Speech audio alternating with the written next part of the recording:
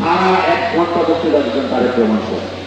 ওনার বক্তব্য এটা একটাই করার ক্ষমতা আমার নয়। উনি অনেকগুলি কথা বলেন। ঢুকে গেছে আমাদের ভিতরে। আমি আপনাদেরকে বলি, সব সাবধান থাকবেন, চোখ কান খোলা রাখবেন। ফ্যাসিস্টরা কিন্তু দেশের করা যায় না, তারা সুযোগ করতেছে, যে কোনো সুযোগে আমাদের ভিতরে ফোনাফুনি করাইয়া তারপরে তারা এই নেতা নিবে। আপনার দলের নেতা আমি আপনাদের কাছে অনুরোধ রেখে বলতেছি, জিত করে কোনো কথা করবেন না, যেটা না কোনোই হবে না। কৌশল করিয়া নির্বাচন পর্যন্ত দেশটা দাঁড়ায় না। ইলেকশনে যাতে হয়ে গেছে এরকম পরিস্থিতির জন্য আপনাদের সহযোগিতা আছে। আপনাদের যারা এখানে আছেন কেউ কিন্তু গায়ে জুড়ে করেন না, করে না, যা করবেন কখন দিনে হবে। আপনার দিকে ফেসিস ঢুকে যাবে, কারণ তারা কিন্তু সেনা দেশে আছে এবং তাদের হাতে হাজার হাজার কোটি টাকা আছে। দেশ লুটিয়া ব্যাংক লুটতে গেছে, ব্যাংকের জনগণের টাকা নিয়ে রাখা গেছে, ব্যাংকে টাকা রাখছে, এরা ইত্যাদি হচ্ছে। এই টাকা এখন খরচ করতেছে আমাদের বিরুদ্ধে, আরো খরচ করবে। ইলেকশন পর্যন্ত যদি আপনারা সাবধান না থাকেন, সতর্কতা না থাকেন, তাহলে কিন্তু কিন্তু বড় বড় সমস্যা হয়ে যাবে।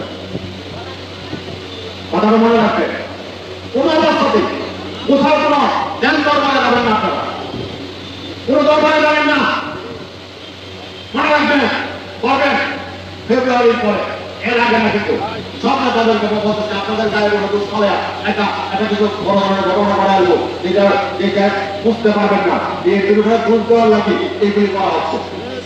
একটা কথা হলো আপনারা যুবক আছে, ছাত্র দল আপনার যুবকটা ফেসবুক ব্যবহার করে বেশি, আমাদের প্রতিপক্ষ এরাও ফেসবুক ব্যবহার করে বেশি।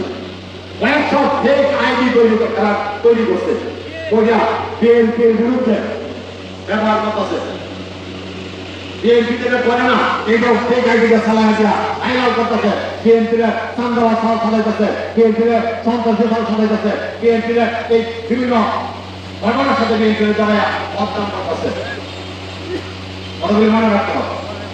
আমি মনে রাখছি দল যতগুলি জরিপ চালাইছে, এই সমস্ত জরিপ সম্পর্কে আমি যা জানি বা আমি যতটুকু খবর নিয়েছি, সকল জরিপে আমি এক নাম্বারে আছি। আপনাদের বলতেছি আমি এক নাম্বারে আছি। আমি আশাবাদ, বিশ্বাস নিয়ে করতেছি। কিন্তু যদি একবারে যদি অংশগ্রহণ না দেয়, তাহলে দল ছেড়ে দেব, আপনার ছেড়ে দেবেন, মনে রাখতে হবে।